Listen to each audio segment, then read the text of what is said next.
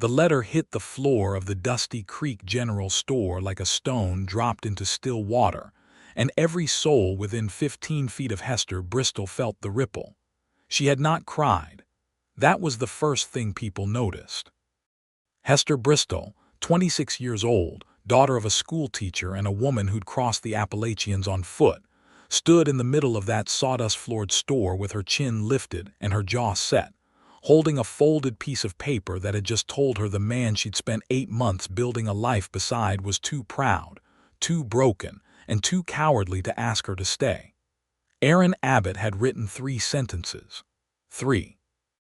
After 8 months of side-by-side labor, of shared suppers and thunderstorm silences, of the kind of closeness that doesn't need language because it already speaks beneath the skin, 3 sentences.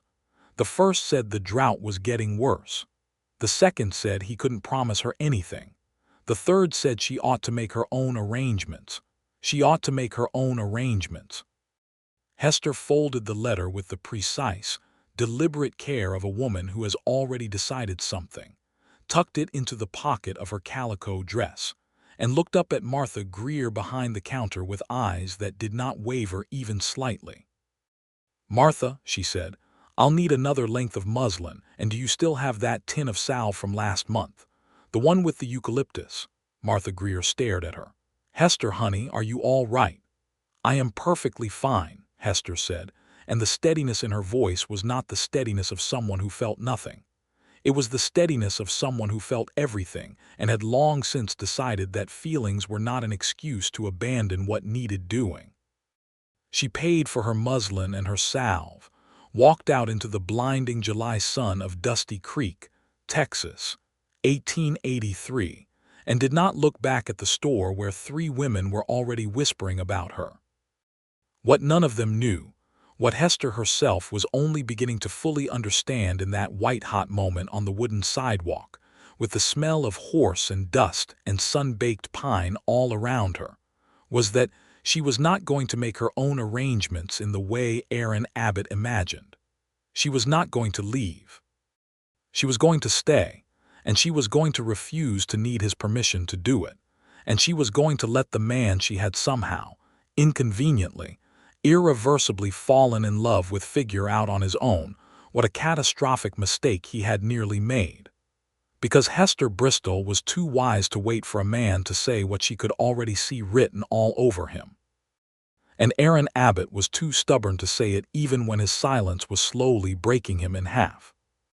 8 months earlier, in November of 1882, Hester Bristol had arrived in Dusty Creek, Texas, on a coach that had lost a wheel twice before reaching the main road, carrying a single trunk, a medical kit that would have impressed a field surgeon, and a letter of introduction from Reverend Malone in San Antonio, who had written that Miss Bristol was capable, educated, and of formidable constitution. She had come to serve as the town's only teacher and, in the absence of any actual doctor within 40 miles, its unofficial medical mind. She had not come to fall in love. Aaron Abbott had not come to fall in love either. He had come to Dusty Creek 7 years earlier, at the age of 25, with nothing but a horse, a bedroll, and a deed to 160 acres of hard, ungrateful West Texas land. He had built everything on that land himself, post by post, board by board, through 2 droughts and 1 flood, and the kind of loneliness that doesn't announce itself but slowly hollows a man out from the inside.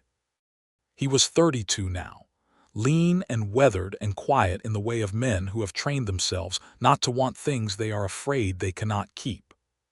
His ranch was called the Abbott Stretch, which was not a particularly romantic name, but Aaron was not a particularly romantic man. He raised cattle and a small herd of horses, employed 2 hands named Josiah and Pedro, and was considered by the people of Dusty Creek to be dependable, fair, and about as easy to read as granite. The first time he met Hester Bristol was the day she arrived, and immediately got into a disagreement with Mayor Horace Dunning about the condition of the schoolhouse roof. Aaron had been outside the hardware store when he heard a woman's voice, calm, precise, and carrying the kind of authority that made people instinctively stand up straighter, explaining to Mayor Dunning that children cannot learn when they are being rained upon, and that the roof needed repair before a single lesson began. Mayor Dunning, who was large and self-important and accustomed to having the last word, was trying to explain that the budget did not accommodate immediate repairs. "Then the budget needs to be reconsidered," the voice said, "or I will patch it myself." Aaron had looked across the street and seen a woman of medium height with dark brown hair pinned up beneath a gray traveling hat, standing in front of the mayor with a posture so composed she might have been discussing the weather, while the mayor's face went through several shades of red. He had thought, "She is going to be trouble." He had thought this with something that was not quite a smile but was in the same neighborhood. He had gone back to buying his nails.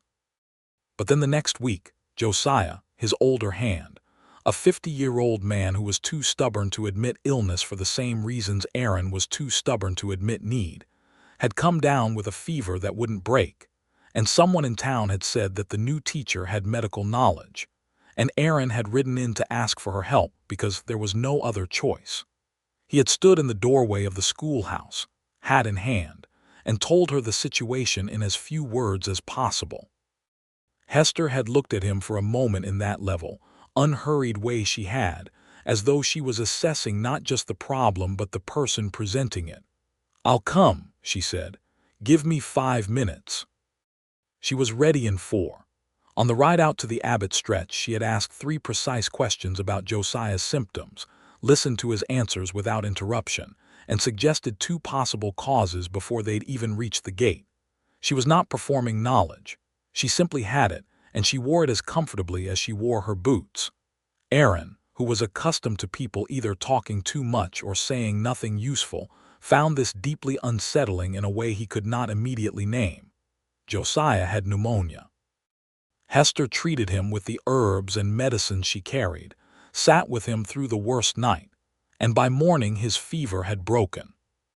She had slept in the chair beside his bed in the bunkhouse, or rather she had not slept, because Aaron had come to check on Josiah in the gray pre-dawn and found her still awake, reading by candlelight with one hand resting on the old man's wrist to monitor his pulse. "You should sleep," Aaron said. "So should you," she said, without looking up from her book. He had no response to that. He had gone and made coffee instead, and brought her a cup without asking if she wanted one, and she had accepted it without making a production of the gesture, and they had sat on opposite sides of Josiah's bed in the near dark while the old man's breathing slowly steadied, and the silence between them was not the silence of strangers. That was the beginning. Not of a courtship. Aaron Abbott would not have called it that, not then, not even to himself, but of something. A gravitational pull so subtle that neither of them noticed how steadily they were moving toward each other, until they were already close. Through November and December, Hester taught school 5 days a week, and on the other 2 she made herself available for anyone in the county who needed medical attention. She had studied 2 years under a physician in St. Louis before her father's illness had drawn her home, and then home had fallen away, and she had found herself in Texas with skills that people needed, and a life that she was making, slowly and deliberately, from the available materials. Aaron came to town more often than he had before. He told himself it was business. He needed supplies. He needed to speak to the farrier. He needed to check the prices at the stockyard. He did not examine this too closely. In December, the cold came down hard and the pipes in the schoolhouse froze. Aaron showed up unannounced one morning with Josiah and Pedro, and 3 hours later the pipes were dealt with, and a better stove had been installed, one that actually distributed heat rather than merely suggesting it.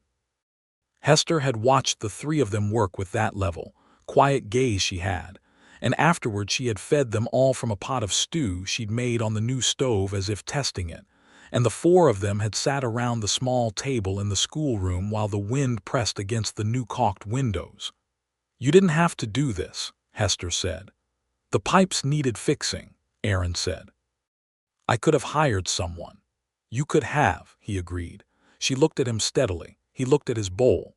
Josiah caught Pedro's eye and they both studied the ceiling with great intensity. By January, there was a pattern to their weeks that neither of them had agreed to and neither of them questioned. He would check in on the schoolhouse. She would come out to the ranch when anyone needed attention, and sometimes when no one did, because she had gotten into the habit of checking on Josiah's lungs. She would stay for supper. They would sit on the porch of the main house afterward in the cold, with the big sky full of stars above them, and they would talk about things that mattered and some things that didn't, and the conversation moved between them like water finding its level. She told him about St. Louis, about the hospital where she'd learned, about the physician who had been her teacher, a man named Dr. Caleb Wynne, who had believed that medicine should be available to anyone who needed it regardless of what they could pay. She had believed that too. She still did. He told her about Wyoming, where he'd come from, about a father who ran cattle and a mother who kept the books and 3 brothers he hadn't seen in 6 years because the distance between then and now was not only measured in miles. "What made you leave?" she asked, on a night in January when the cold was so still and complete that the stars looked close enough to touch. He was quiet for a long time, long enough that she didn't push. "The land here," he finally said. "Saw it on a map, something about it." She waited. "And I needed to be the author of my own life," he said, "rather than a footnote in someone else's." Hester looked at him in the dark and said nothing, but something shifted behind her eyes that she did not hide quickly enough. He saw it. He looked away. February brought 2 things: a brutal ice storm that kept the whole county indoors for nearly a week, and the arrival of a man named Dale Wickham. Dale Wickham was 35, from Abilene, a land speculator with good clothes and easy manners, and the particular charm of a man who has learned to be whatever the room requires. He came to Dusty Creek looking at property, stayed at the hotel, and within 48 hours had made himself known to every person of influence in town. He was very interested in meeting the teacher. He had heard she was educated and capable and unattached, and he had formed opinions about this before he'd even introduced himself. He introduced himself on a Tuesday, coming to the schoolhouse at the end of the day with his hat in his hand, and a smile that Aaron, if he had been present, would have recognized immediately as the smile of a man who has already decided he's getting what he wants. Aaron was not present. He was at the ranch, mending fence in the cold, and he did not know about Dale Wickham yet. Hester thought Dale Wickham was pleasant enough in a practiced way. She thanked him for his introduction, answered his questions about the town with the neutral accuracy of a woman who is neither interested nor unkind, and indicated, without making a scene of it, that she was a very busy person. Dale Wickham was not discouraged. Men who have never been genuinely refused often mistake courtesy for interest. He began to appear regularly. At the store when she was shopping, at the church social in February where he sat beside her and leaned in more than was strictly necessary. He brought her books from a catalog, a thoughtful gesture, she admitted, and he was articulate and well-read and made her laugh twice, which she counted as data rather than connection. The 3rd time Aaron rode into town and encountered Dale Wickham standing outside the schoolhouse, he felt something shift in his chest that he could not, in good conscience, ignore. He ignored it anyway. He told himself that Hester Bristol's social life was none of his business. He told himself this with the focused determination of a man building a wall out of words. He was not her protector. He was not her anything. He was her neighbor, roughly, and the person whose hired hand she had helped, and someone she talked with sometimes. That was all. He greeted Dale Wickham with the bare minimum of courtesy required by civilization and rode on. That evening, when Hester arrived at the ranch to check on Josiah's ongoing recovery, the old man's lungs took the cold badly. Aaron was terse in a way he hadn't been before. Not rude, just shorter, more closed. Hester noticed this the way she noticed everything, quietly, completely, and without making a declaration about it. "Is something wrong?" she asked when supper was over and they were on the porch. "Nothing," Aaron said. "You've said about 40 words all evening. I'm not a verbose man." "You were last Tuesday," she said without any particular inflection. He didn't answer. She looked at the stars for a while. He looked at the dark line of the horizon. "Dale Wickham is planning to stay another month," she said, in the same tone she'd used to report the weather. Something in Aaron's jaw tightened. She saw it. "Good for him," Aaron said. She almost smiled. She didn't. "He asked to take me to supper," she said. The silence that followed was long enough to have its own weather system. "What did you say?" Aaron asked. "I said I'd think about it." "And have you?" "I'm thinking right now," she said. He turned to look at her then, and she was already looking at him with those steady dark eyes, and whatever was in his face in that moment, she saw it. All of it. The wanting and the withholding and the stubborn, terrible pride of a man who had built a life from scratch and could not figure out how to make room in it for something he hadn't planned for. She held his gaze for 3 full seconds. Then she said, "Good night, Aaron," and went inside to collect her coat and her kit. He didn't say anything to stop her. He sat on the porch alone for another hour afterward, staring at a sky full of stars, and the feeling in his chest was not quite guilt and not quite longing, but somewhere between the two, in a territory he didn't have a name for. He was too stubborn to name it. She was too wise to wait for him to. March arrived with the smell of rain that never quite came, and the drought that had been threatening all winter began to show its teeth. The creek that ran along the eastern edge of the Abbott stretch dropped 2 feet in 3 weeks. The grass went pale and thin. Aaron spent his days working the land with the focused, grim energy of a man who would not be beaten by weather even when the weather clearly had other plans. He rode the fence lines at dawn.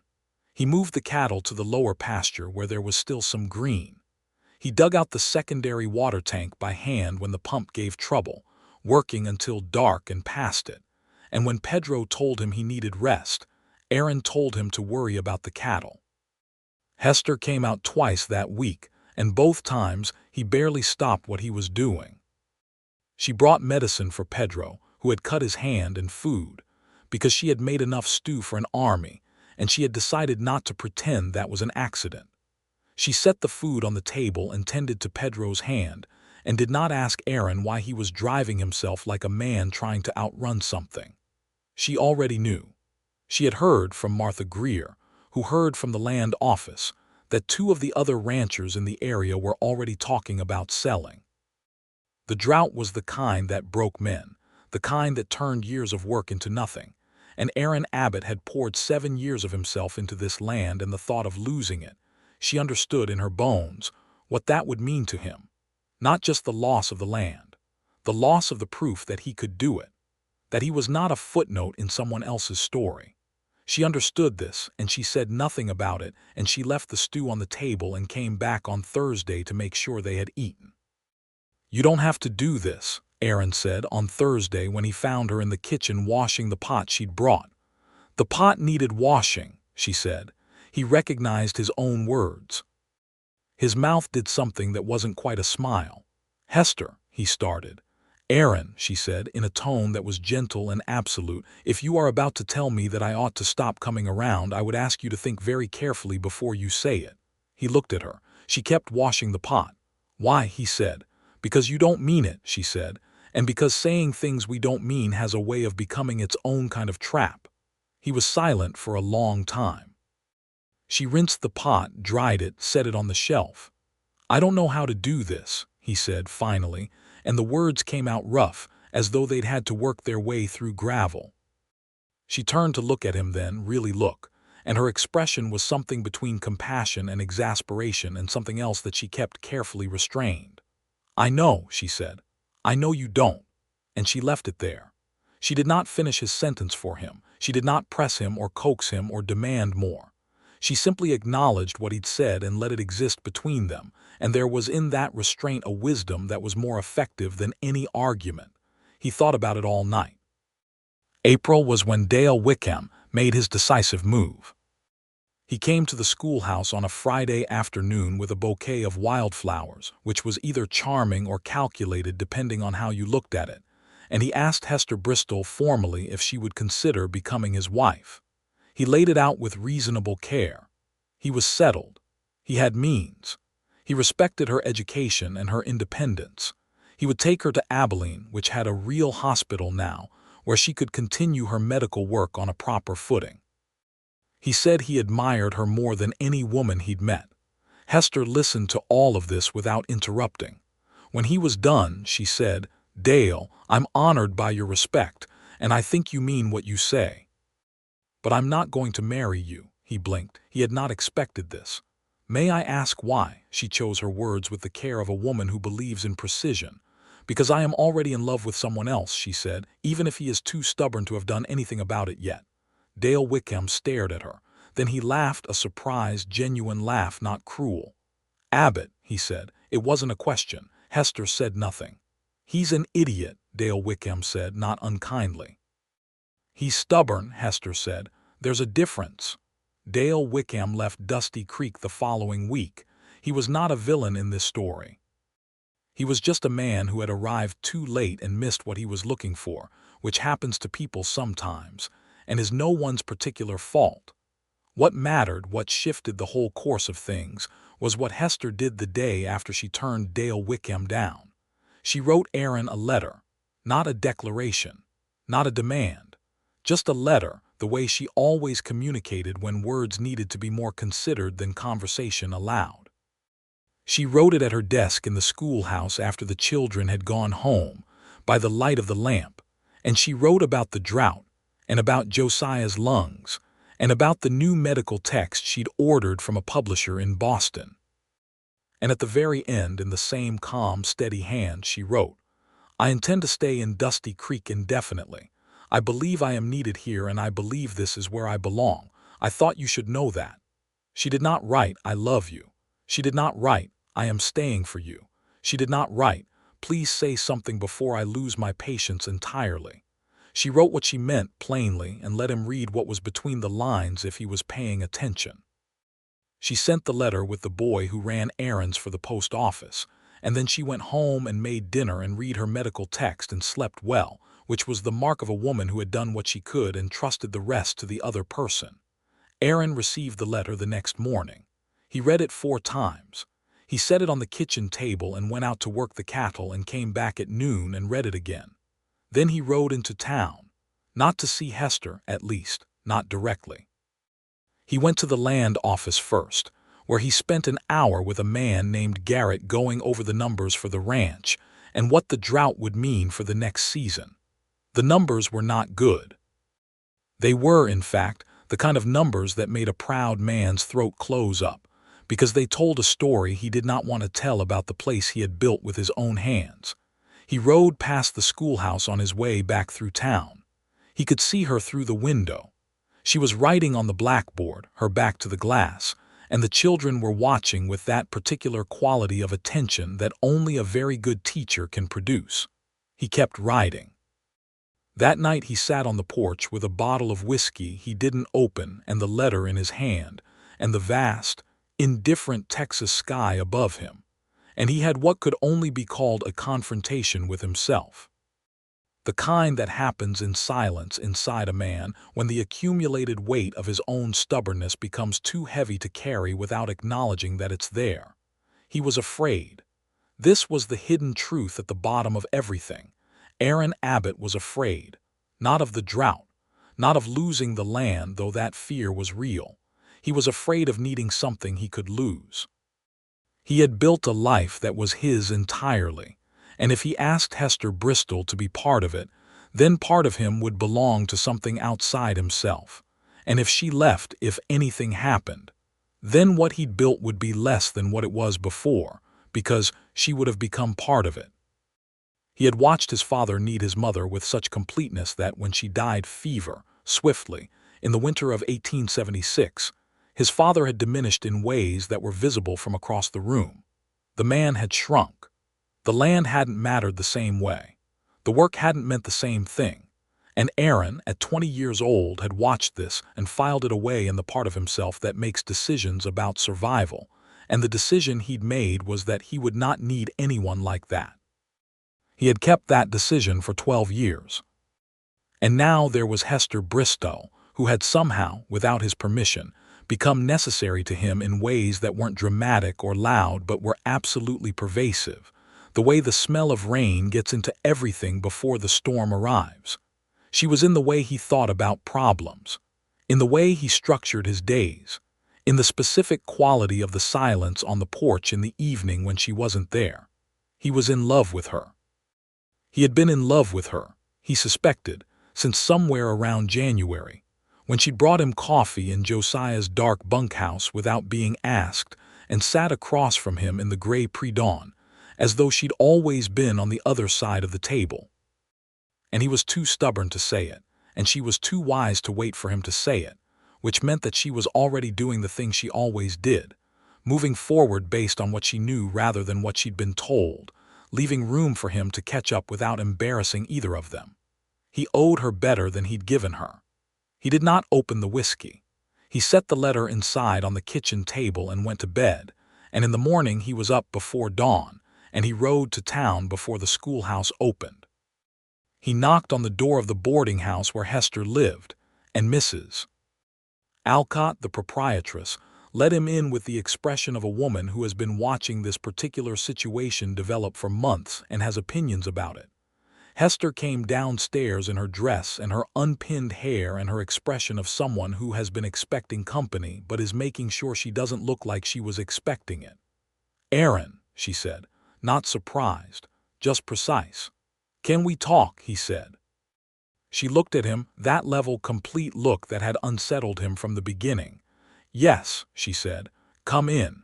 They sat at the small table in the sitting room while Mrs. Alcott found things to do in the next room that didn't prevent her from hearing everything, because she was human and this was a small town. Aaron sat with his hat in his hands and his jaw in the position it took when he was working through something that cost him. "The drought is bad," he said. Hester waited. "This season is going to be hard and I don't know yet what the other side looks like." "I know," she said. He looked at her. "You've been coming out to the ranch for months." "Yes." "And you turned down Dale Wickham." She neither confirmed nor denied this. She simply held his gaze. "Why?" he said. The word came out like something he'd been holding for a long time. "Because I am not in love with Dale Wickham," Hester said. A long pause. "Hester," he said, and his voice had a texture in it she had not heard before, something stripped down and real and without the usual protective plating. "I need you to understand something about me, and I need you to understand it clearly because I am not going to say it more than once and I am not sure I am saying it well even now." "Say it," she said quietly. He looked at his hat. Then he looked at her. "I am not easy to know. I don't say the right things at the right time. I work too hard and I don't ask for help and I have," he stopped, "tried again. I have kept everyone at a distance for a long time because the alternative scared me, and I am not certain the alternative scares me any less now, but I am." Another stop. "I need you to know that I want you here, not as a neighbor, not as the woman who patches up my hired men. I want you here. I need you here, and I am telling you this even though saying it is the most frightening thing I have done since I signed the deed on 160 acres of West Texas dirt with $40 to my name." Hester sat very still for a moment. Then she said, "Aaron Abbott, you are the most stubbornly restrained man I have ever encountered in my life, and it has taken you approximately 4 months longer than it should have to say what was obvious to everyone in a 30-mile radius." Something happened to his face then. Something cracked open. She leaned forward slightly. "And I need you to know that I already knew. I have known for some time. I stayed because I knew. I turned down a reasonable man with genuine prospects because I knew." She held his gaze. "So, now you've said it, what do we do with it?" He put his hat on the table. "I would like to court you properly," he said, "if you'll allow it." With the intention of it, he paused, and for a moment he looked almost impossibly young, like the man he'd been before 12 years of self-imposed isolation had taught him to armor every soft thing. "With serious intention," he said. "I'm not interested in anything that isn't serious." "Neither am I," said Hester Bristol. "I never have been." The silence that followed was the kind that settles after a storm, not empty, full. "All right," Aaron said. "All right," she agreed. And from the next room, Mrs. Alcott made a small sound that she would later describe as clearing her throat. The courtship, when it finally began, had the quality of something that had already been happening for months and was now simply being acknowledged. There were no awkward beginning stages because they had already moved through them. They knew how to be in a room together. They knew how to disagree without it becoming a wound. They knew each other's silences. What was new was permission. The permission to let what they felt occupy the same space as what they said. Aaron came to town on Saturday afternoons and they walked together, properly, in view of the whole town, because Hester was the school teacher and discretion mattered for reasons that were both personal and professional. They walked and they talked, and sometimes they didn't talk, and the not talking was still one of the most companionable experiences either of them had had with another person.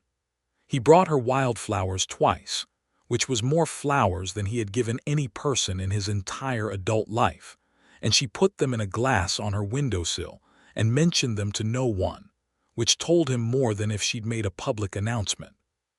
She came to the ranch on Sundays, and those evenings had the quality of the ones they'd had before, except now when the silence on the porch fell between them, it had an undertow of awareness that made the stars look different, larger, more specifically arranged.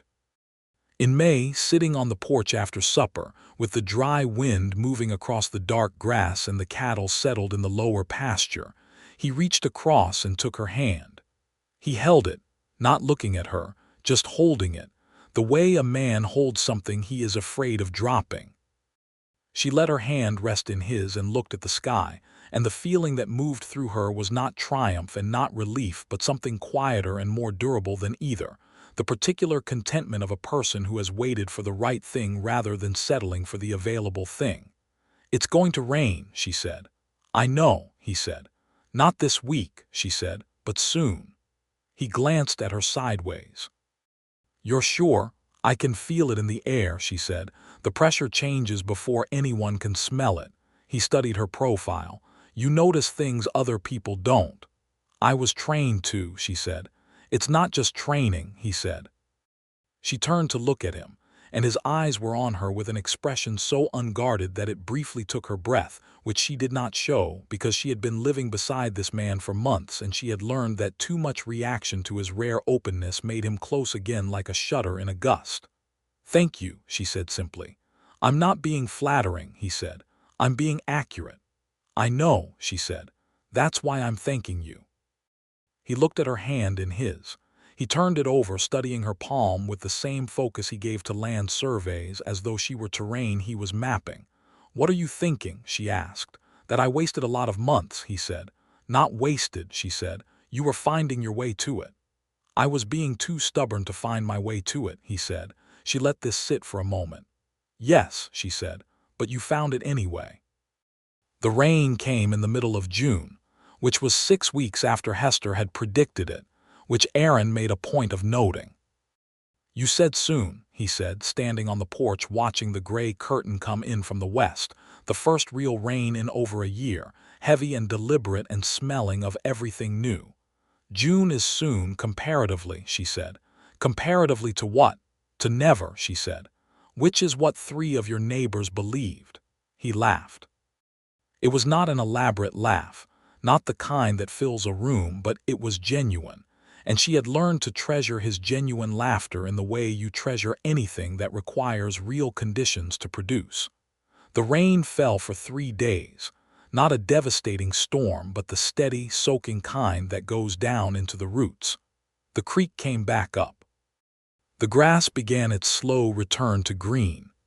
Aaron walked his land in the rain without a coat, just walking, and Hester watched him from the porch and understood what she was seeing, a man saying thank you to the ground he stood on. She went inside and made coffee. He came back soaked to the bone and she handed him a towel and the coffee without comment, and he stood in his own kitchen dripping on the floor and drinking the coffee with an expression of relief so total it was almost private, and she looked tactfully out the window for a moment to give him that. "Thank you," he said, "for the coffee and for the window and for all of it." "You're welcome," she said, "for all of it." It was in July, a different July than the one in which our story opened, A July before the letter, not after it, that Aaron went to see Reverend Malone, who happened to be visiting Dusty Creek from San Antonio, the same Reverend Malone who had written Hester's letter of introduction. He told the Reverend he intended to ask Miss Bristol to marry him. Reverend Malone, who had known Hester since she was a child in her father's schoolroom, looked at Aaron Abbott with the complete, comprehensive gaze of a man who has spent his life watching the full range of human behavior and has few illusions left. "Are you afraid?" the Reverend asked. "Yes," Aaron said, which cost him something to admit. "Good," said Reverend Malone. "Only a fool asks without being afraid. The fear means you know what it's worth." Aaron went home and spent 3 days in his own private reckoning, working the ranch, moving through his days with the focused, deliberate quality of someone building up to a thing rather than away from it, and on the 4th day he rode into town. This brings us back to the beginning. Back to July, to Hester Bristol standing in the Dusty Creek General Store with a letter in her hand, and Martha Greer watching with the face of a woman who expects tears. But the letter Aaron had written was not the letter of a man who didn't love her. It was the letter of a man in a full-scale panic, which is a different thing entirely, though it produces some of the same effects. What had happened in the 48 hours between Aaron's decision to propose and Aaron sitting down, and instead writing 3 terrible sentences, was this. One of his horses had broken through a fence line and been injured. The secondary water tank had sprung another leak. Pedro had told him he was leaving for Laredo at the end of the month because his mother was ill. And Aaron had spent an entire sleepless night with the arithmetic of the ranch, the drought's aftermath, the remaining debts from the hard winter, and the cold, specific terror of asking a woman with Hester's intelligence and capability and fierce, competent independence to tie herself to a man whose land was still fighting to recover and whose ability to provide was not, at this specific moment, beyond question. He had thought, she deserves better than this uncertainty. He had thought, she ought to make her own arrangements because her own arrangements would be safer than his. He had thought all of this in the voice of a man trying to convince himself he was being noble, when the truth was that he was being afraid, which was the one thing he could not admit even to himself. He had written the letter and sent it before he could stop himself, which is what people do with mistakes born of fear. And now here was Hester Bristol with the letter in her pocket, walking out of the general store into the July sun and not leaving. She did not leave. She went home to the boarding house, set her purchases on the table, sat in the chair by the window and took the letter out and read it again. She thought about what it said. She thought about what it didn't say. She thought about Aaron Abbott riding his fence lines before dawn and making coffee for 2 people in a dark bunkhouse and taking her hand on the porch and laughing, once in the rain. She thought about fear, not her own, though she had it, but his. The specific shape of a fear she recognized, because she had grown up watching her father try to protect people from the difficulties of life by making decisions on their behalf. And she had learned early that this kind of protection is actually a form of control, a way of managing one's own anxiety by limiting someone else's choices. Aaron wasn't doing it with malice. He was doing it because he genuinely thought she was better off with fewer complications, which was both touching and maddening, and was also, if she let it stand, going to destroy everything they'd built. She was not going to let it stand. She spent the afternoon writing 2 things, her weekly lesson plan for the school board, which was impeccable, and a letter to Aaron Abbott, which was not going to be 3 sentences. It was 1 paragraph. I received your letter this morning. I have considered your advice about making my own arrangements, and my own arrangement is to remain exactly where I am, doing exactly what I came here to do, because this is my life and my choice, and I will make it based on my own assessment of the facts rather than your assessment of them on my behalf. I would like to speak with you at your earliest convenience, if you are not too busy being unreasonable. H.B. She sent it with the errand boy. Aaron received it at 4 in the afternoon, standing in the yard when the boy rode up. He read it once. He read it again. Something crossed his face that Josiah, watching from the barn doorway, would later describe to Pedro as looking like a man who just got hit over the head with the truth. He saddled his horse. He was in town in less than an hour. He knocked on the boarding house door and Mrs. Alcott opened it and looked at his expression and said, "Parlor, she's in the parlor," before he'd said a word. Hester was sitting with her lesson plan, very composed, a cup of tea cooling at her elbow. She looked up when he came in, stood in the doorway, and for a moment he said nothing, and the silence had the quality of a man working out how to say something he has never said. "I made a mistake," he said. "Yes," she said. "The letter was—" He stopped. "I was afraid." "I know," she said. "I was afraid that asking you to stay while things are that you deserved—" He stopped again, ran a hand through his hair, which she had never seen him do before. "I was trying to protect you." "From what?" she said. "From a difficult situation." "Aaron," she said, with the focused patience of someone who loves a stubborn thing and has accepted that loving it involves regular recalibration. "I'm a woman who came to West Texas alone with a medical kit and $40. I have sutured wounds and treated pneumonia and argued with the mayor and decided deliberately to love the most restrained man in the county. I am not in need of protection from difficulty." He was quiet. "What I am in need of," she said, and her voice was steady, "is for you not to make decisions about my life on my behalf. If the ranch is struggling, tell me. If you're afraid, tell me. If you need help, ask for it. Do you understand me?" "Yes," he said. "Because I will not wait indefinitely for a man to decide I'm safe to love," she said, and there was something in her voice then, not hard but very clear, the way glass is clear. "I love you, Aaron. I have for some time. But I cannot build anything with a man who won't let me know when he's in trouble." The word landed on him, love, and he saw it cross his face, the full impact of it, as though he'd half expected her to say it and still been unprepared. "I know I've been," he started. "Too stubborn," she said. "Yes. And I have been," she said, "patient enough to allow for that. But patience has a shape, Aaron. It's not infinite." He crossed the room in 3 strides and sat down in the chair across from her, not touching her, just close, and leaned forward with his elbows on his knees and looked at her with the most direct, unguarded expression she had ever seen on his face. "I love you," he said. The words came out rough and simple and entirely without ornament. "I have been in love with you since January, I think, and I have been handling it badly, and you are right about all of it. The letter was wrong.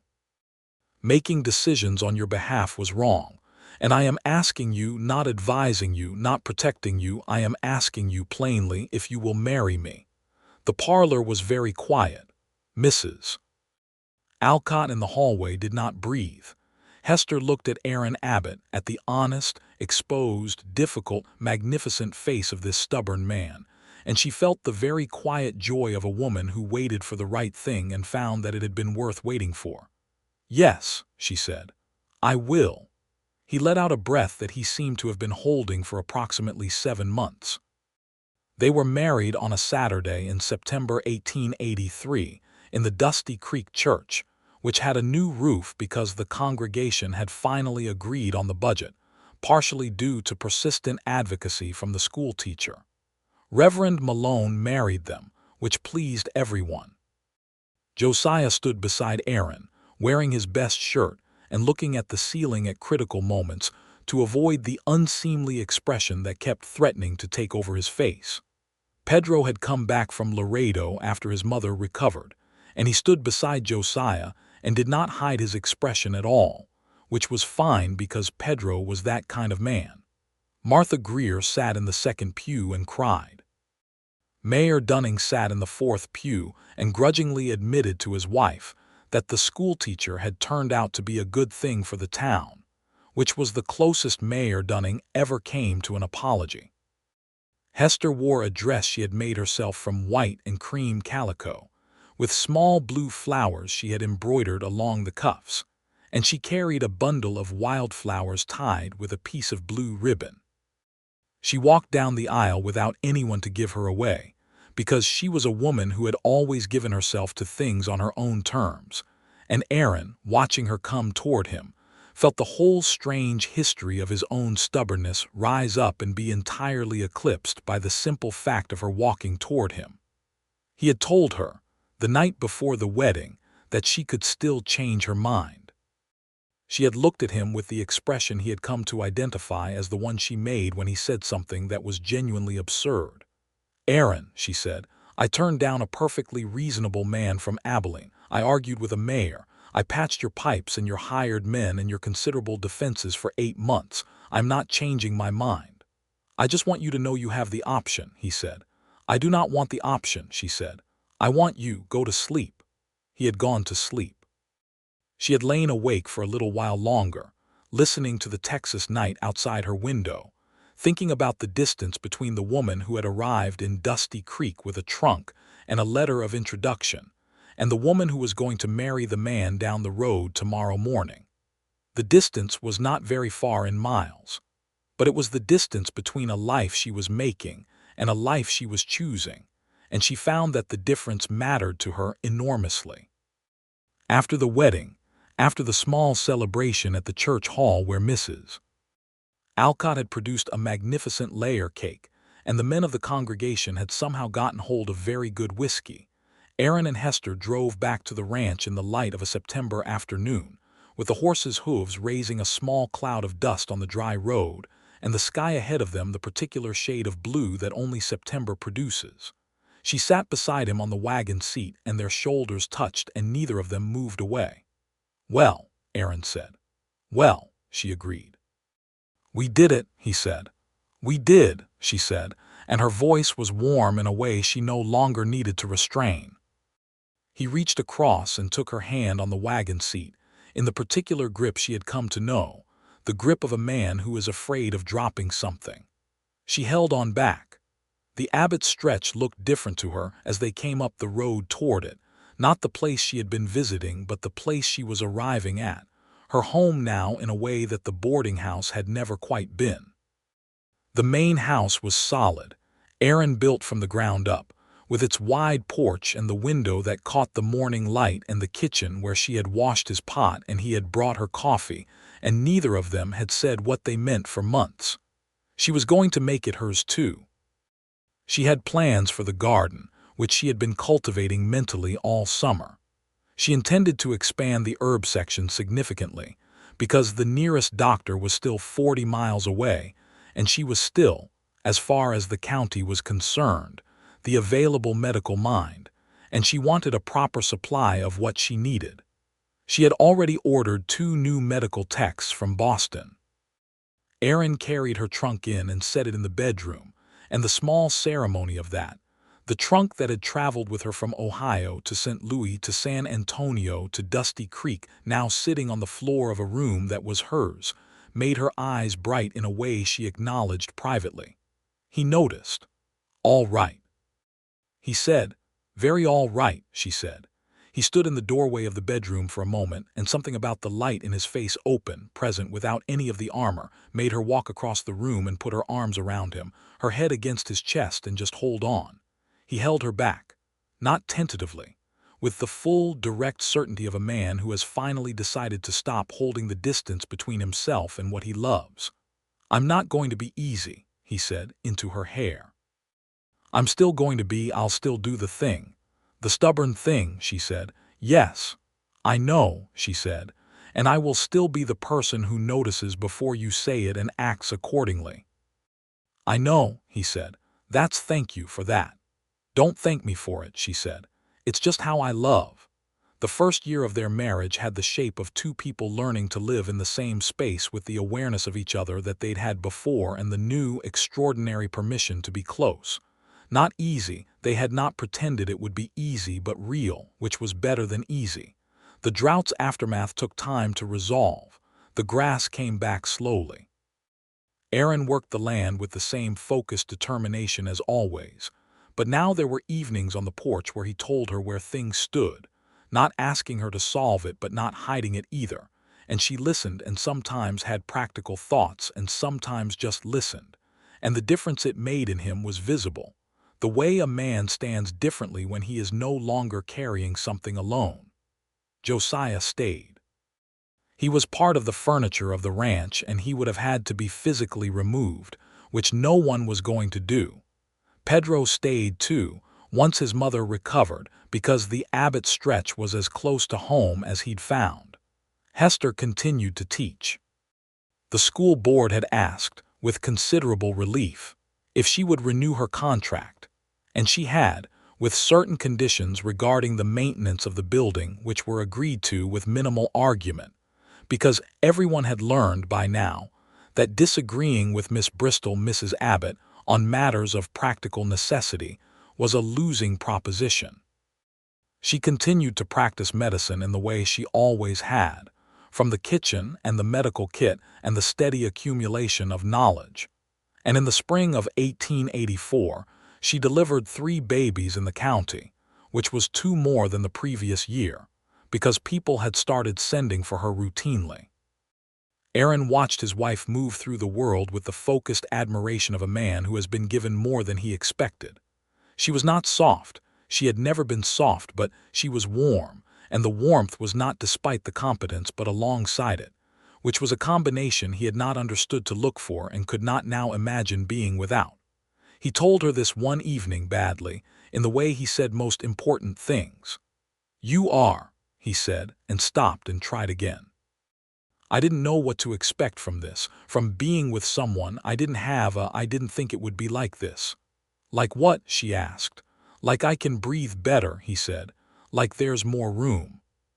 Which is strange because it seems like there should be less. She looked at him with that expression she had, the one that was neither quite a smile nor quite something more serious but existed in the precise space between the two. "That's what it's supposed to feel like," she said, "when it's right." "I didn't know that," he said. "No," she said, "but you know it now." In October of 1884, Hester told Aaron she was pregnant. She told him in the kitchen in the morning, matter-of-factly, because she was constitutionally incapable of delivering information in any other way, even information of this magnitude. She was looking at her medical text when she said it, which was not because she was avoiding him, but because she had learned that Aaron processed major information better when he didn't feel watched. He stood very still for a moment. Then he sat down at the table. He said nothing for approximately 30 seconds, which she counted not anxiously but because she was precise by nature. Then he said, "Are you well? Are you feeling all right?" "I am perfectly well," she said. "When?" he said. "Spring, I think." "April or May?" He nodded slowly. He looked at the table. He looked at her. "A baby," he said. "Yes," she said. "That is generally how it works." Something moved across his face, something large and complicated and ultimately resolving into a kind of wonder she had not seen in him before. He reached across the table and took her hand. "Hester," he said, and her name in his voice had the weight of several things he could not quite organize into sentences. "Aaron," she said. "Thank you," he said. "I didn't do it unilaterally," she said, which made something break open in his face that was definitively a smile, and it was the kind of smile she had been collecting since January of the previous year. The pregnancy proceeded without significant difficulty, because Hester Bristol monitored her own condition with the same precise attention she gave everything else, and was not interested in drama. She remained at the school through February, when the children began to require rearrangement of the desks to allow their teacher to move comfortably around the room, and she retired from teaching in March, leaving the school in the temporary care of a young woman from Abilene named Clara Hughes, who was 21 and nervous and very eager, and who Hester spent 2 weeks briefing with thorough completeness. Aaron was, in Hester's privately kept and never externally expressed opinion, somewhat more anxious about the pregnancy than she was, which was both touching and occasionally exhausting.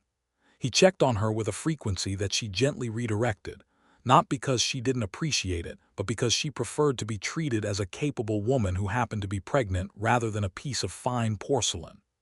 "Aaron," she said in March, when he had come to check on her for the second time that afternoon. "I am reading a medical text. I am not in distress. I will inform you if this changes."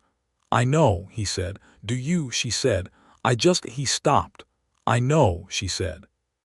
"I know what you're afraid of," He looked at her. She set down her book. "Sit with me," she said. "Not as a man monitoring a situation, just sit with me." He sat beside her on the settee and she took his hand and put it on her stomach where the baby was moving, and his face went through something she decided to look at fully, not tactfully away. Wonder, terror, love, all of it visible. "This is terrifying," he said quietly. "Yes," she said. "And it is also wonderful. Both things are true." "How are you so calm?" he said. "I'm not calm," she said. "I'm simply not afraid of being afraid. There's a difference." He thought about this. "You make everything make more sense than it actually is," he said. "That's called perspective," she said. "You'll develop more of it with practice." "Will I?" "You've developed considerable amounts already," she said. "I was there for the starting point." His hand moved slightly on her stomach, and the baby, who had opinions, moved back. Aaron Abbott, who had built a life out of a fear of needing things, sat very still while the evidence of what he needed moved against his palm. "I love you," he said. It came out easier than it ever had, which was the thing about practice. "I love you," she said, which it had always been easy for her to say, because she had always had the good sense to say true things plainly. The baby arrived on a Tuesday in May 1885. In the early morning, in the house Aaron had built with his own hands, with Mrs. Alcott attending and Josiah pacing the yard outside with the focused intensity of a man who had decided this was his responsibility somehow. A boy. Aaron came in to see Hester shortly after, and she was tired in the deep, complete way that comes after enormous effort, but her eyes were clear and bright, and she was holding the baby with the natural authority of a woman who has welcomed things into the world for years now, and this one was hers. Aaron stood in the doorway for a moment. "Come and meet him," Hester said. He crossed the room and sat on the edge of the bed, and she put the baby in his arms, and he held him with the careful, startled grip of a man who has never held something so small and has no intention of dropping it. "He looks like you," she said. Aaron looked at the small, indignant, astonishing face. "He looks like he has opinions," he said. "He will," she said. "He's mine." Aaron looked at Hester then, at the woman who had arrived in Dusty Creek with a trunk and a letter and the backbone of a mountain range, who had refused to leave when he'd told her to, who had loved him before he'd earned it and stayed until he learned to say so, and the feeling in his chest was too large for the room and he did not try to make it small. "What do we call him?" he said. They had discussed names. They had several on the list. "James," she said. "James Bristol Abbott." Bristol for her father, who had been a school teacher and a good man and had died in 1880 before she'd made it back to Ohio, which was one of the sorrows she carried quietly. Abbott for the name that was now hers. "James," Aaron said. He tried it out. It fit something. "James," Hester confirmed. Little James Bristol Abbott announced his presence in the room with the kind of vocal authority that suggested he had inherited opinions from both sides of the family. And Aaron held him and did not try to look composed.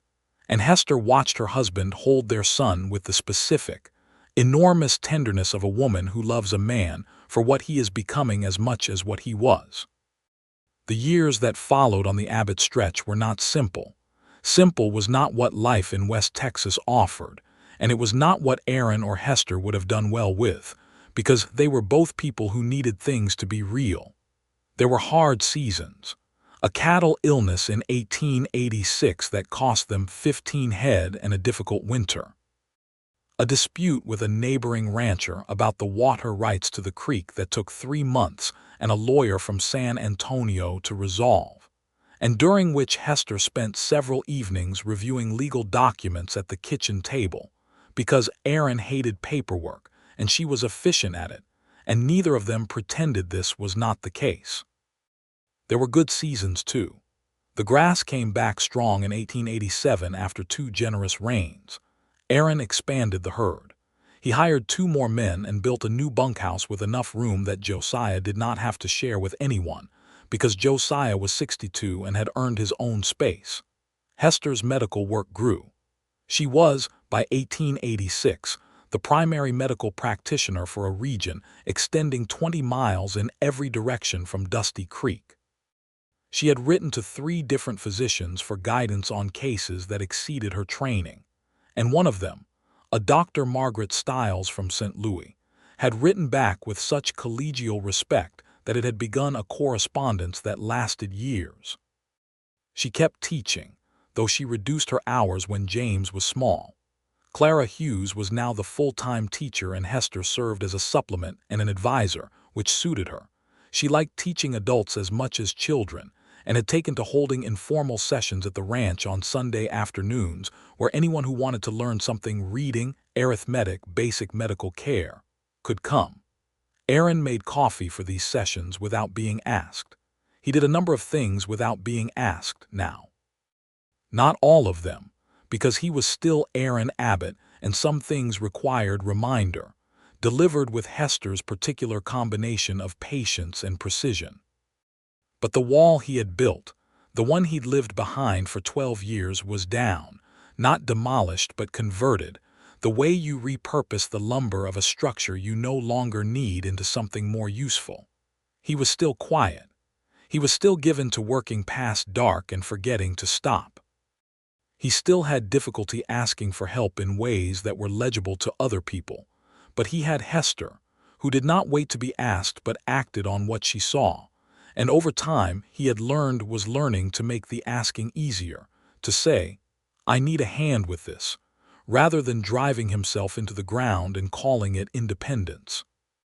Hester was still precise and composed and capable of intimidating mayors and difficult ranchers, and anyone who underestimated her on the basis of her sex or her size, which was a list that had been steadily shortening since 1882.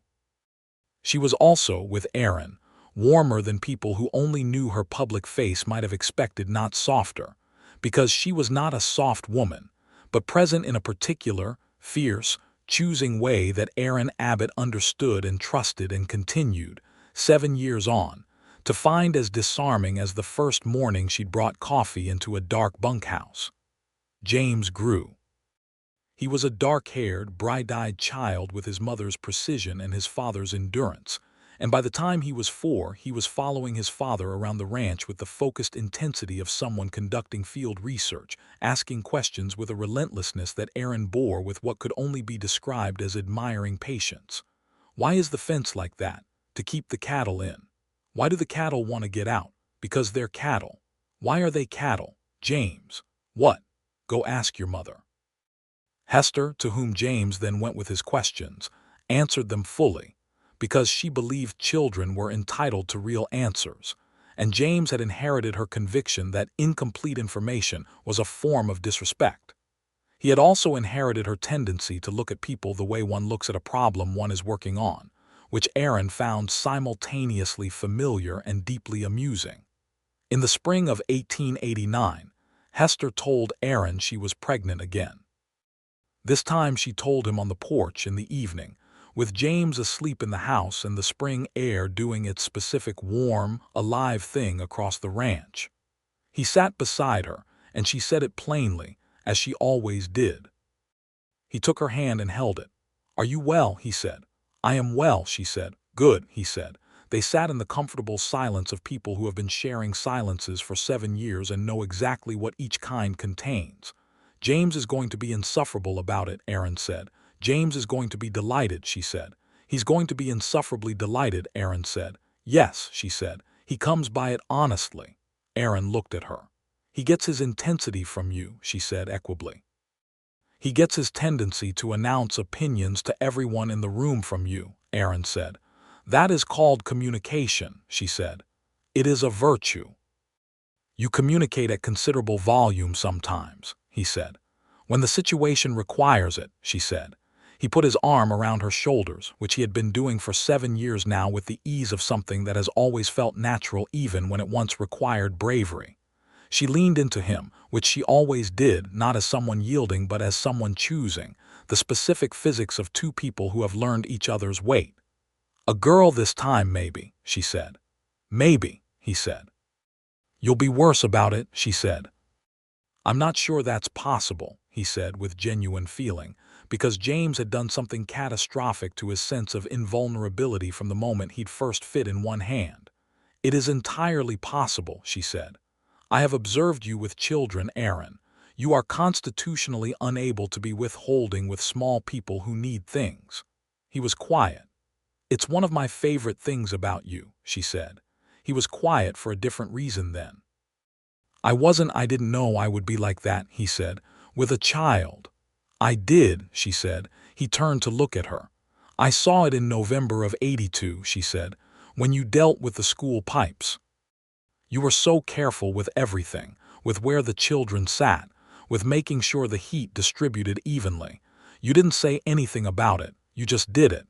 He had no response to this. "You have always known how to take care of things," she said. "You just needed to stop being afraid that knowing made you vulnerable." He looked at the dark land spreading out before them, at the spread of stars above it, at the place he'd built from a deed and a determination and the particular stubbornness that had made him both formidable and lonely, until Hester Bristol arrived and refused to be managed at a distance. "I was afraid," he said, "for a long time." "I know," she said. "And you waited anyway." "I didn't wait for you to stop being afraid," she said. "I waited for you to stop letting the fear make your decisions. Those are different things." "Wise," he said. It was the only word he had for it. "Practical," she said. "Fear is useful. Fear that makes you send a 3-sentence letter to the woman you love is just fear being in charge of things above its pay grade." He laughed. It filled the night air. James in the house did not stir. "I love you," Aaron said into the settled evening. "I love you," Hester said, without drama, without production, the way she always said it, as though it were simply true and therefore worth saying. The second baby was a girl, born in November of 1889, with lungs that announced her presence immediately and opinions that made themselves known before she was 3 weeks old. They named her Clara Josephine Abbott. Clara for the young teacher from Abilene who had become Hester's friend. Josephine for Josiah, who had finally retired to a small room in the new bunkhouse and spent his days doing light work and telling James stories about cattle drives in the 1860s with such vivid detail that Hester sometimes had to quietly revise his accounts for historical accuracy, which Josiah accepted with the dignity of a man who knows the real story but prefers the better one. Josiah, when he heard the middle name, said nothing for a long time.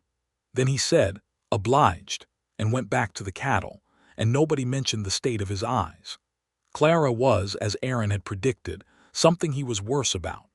She was small and fierce and looked at everything with Hester's complete, assessing gaze deployed at infant scale, and Aaron Abbott, who had spent 20 years building walls against the need for things, was utterly vanquished by a person who fit in the crook of his elbow. Hester observed this without comment, because some things were too good to need comment. James adored his sister with the wholehearted, somewhat overwhelming affection of a 4-year-old who has decided a thing is wonderful and is going to ensure that everyone knows it. He brought her objects, rocks mostly, because he found rocks interesting, and he could not yet conceptualize that not everyone shared this. Hester thanked him gravely for each rock. Aaron quietly established a collection area. The life that had grown up on the Abbott stretched in the years since a woman had arrived with a trunk and a medical kit, and refused to make the arrangements she'd been told to make, was not what Aaron had drawn on the map of his imagination 12 years earlier, standing in a San Antonio land office with a deed in his hand. It was larger. It was louder.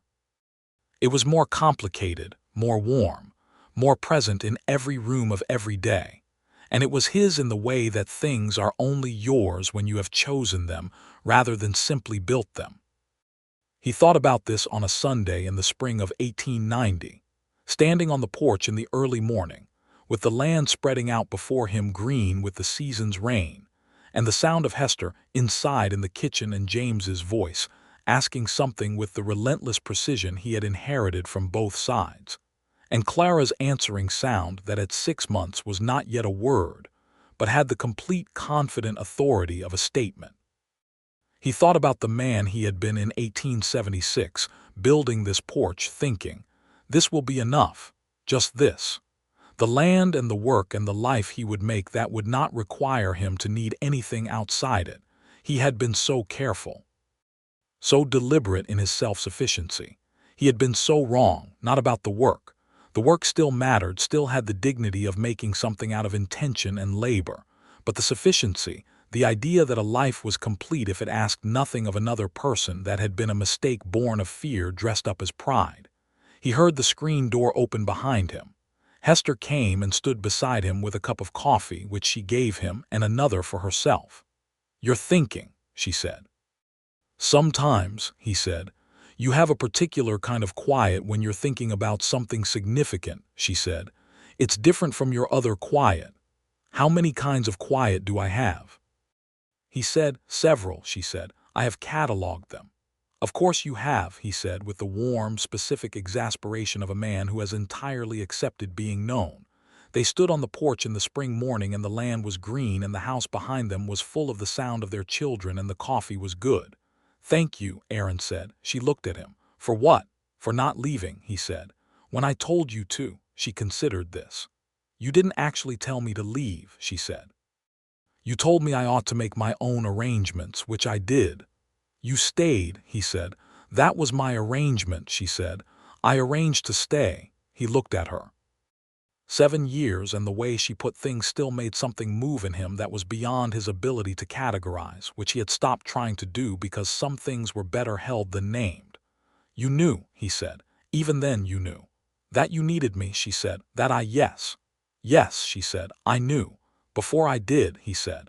"Before you admitted it," she said, with the exact precision he expected and required from her. "You knew. You were just managing the knowing poorly." He looked out at the land. "Stubborn," he said. "Extremely," she said.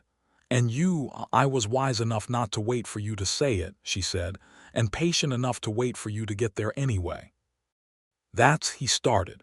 "The best definition of loving a difficult man," she said, with the warmth she never bothered to hide anymore. "I have it well in hand." He took her hand, the cup in his other hand, the spring morning around them, and she held on back in the way she always did, choosing, firm and deliberate. "I'm going to tell you something," he said. "All right," she said. "I would have come around," he said. "Even without you staying, I would have eventually found my way to it."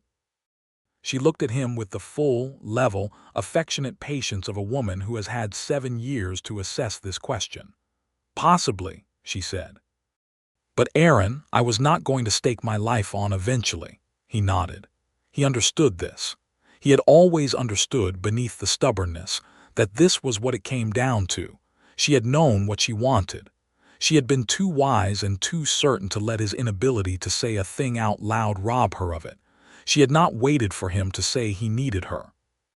She had seen that he needed her, and she had acted on it, and she had trusted that a man who was worth loving was also, eventually, a man who could learn to say so. She had been right. "Hester," he said. "Aaron," she said. "I need you," he said. Plainly, without drama, without the old terror in it. Just the fact of it, stated, because it was true, and because he had finally learned 7 years and 2 children, and the full accumulated weight of a life that had become the best thing he'd ever built, that saying true things out loud does not diminish them. It anchors them. It makes them real in the way that only spoken things become real. She looked at him. This woman who had arrived on a broken-wheeled coach with a medical kit and a refusal to be managed, who had fixed pipes and healed lungs and argued with mayors, and turned down a reasonable man from Abilene and stayed, when she was told to leave, and loved him before he'd said it, and known him before he'd admitted to being known. "I know," she said. "I've always known." She leaned up and kissed him on the cheek quietly in the spring morning, and then she looked at the green land. "The garden needs water," she said. "I'll do it after breakfast," he said. "James will want to help," she said. "James always wants to help," he said. "He has your approach to involvement. He has your approach to thoroughness," she said. "God help us," Aaron said, without any concern whatsoever, because thoroughness and involvement and all their attendant complications were the texture of the life they had made, and it was exactly what he wanted. Inside the house, Clara made a sound of the decisive variety, and James's voice rose in the eager explanation of something important. Aaron and Hester finished their coffee. Then they went inside. The door of the Abbott stretch closed behind them on a spring morning in 1890 in Dusty Creek, Texas, in the last years of the Wild West before the century turned and everything changed. But that is a different story.